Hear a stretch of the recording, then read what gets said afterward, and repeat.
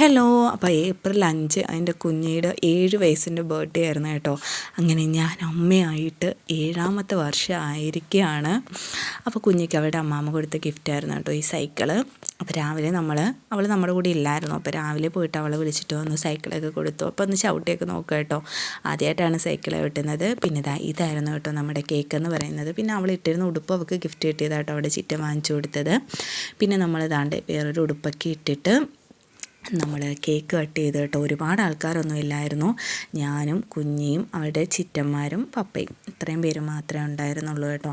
അങ്ങനെ നമ്മൾ കേക്കൊക്കെ കട്ട് ചെയ്തു. എനിക്ക് തോന്നുന്നു എൻ്റെ ലൈഫ്, കുഞ്ഞിയുടെ ആണെങ്കിലും എൻ്റെ ആണെങ്കിലും ലൈഫിൽ ഇത്രയും നന്നായിട്ട് നമ്മൾ സന്തോഷിച്ചൊരു ബർത്ത്ഡേ ഇതാണ് കേട്ടോ. അവൾക്ക് ഓർമ്മയുള്ളത് ഇത് മാത്രമേ ഉള്ളൂ. പക്ഷേ ഇതിന് മുന്നത്തെയുള്ള ബർത്ത്ഡേ ഒക്കെ നമ്മുടെ ലൈഫിൽ എന്തെങ്കിലുമൊക്കെ പ്രശ്നങ്ങളുണ്ടാവും. പക്ഷേ ഇപ്രാവശ്യം നേരെ തിരിച്ചാണ്.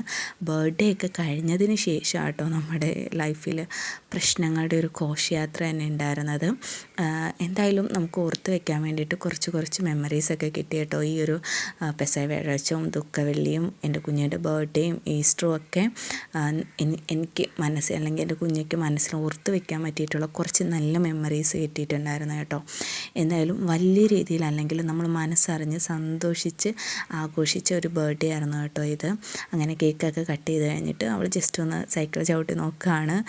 വലുതായിട്ടൊന്നും അറിയില്ല, എങ്കിലും അവളെ കൊണ്ട് പറ്റുന്ന രീതിയിലൊന്ന് ചവിട്ടിയൊക്കെ നോക്കുന്നുണ്ട്.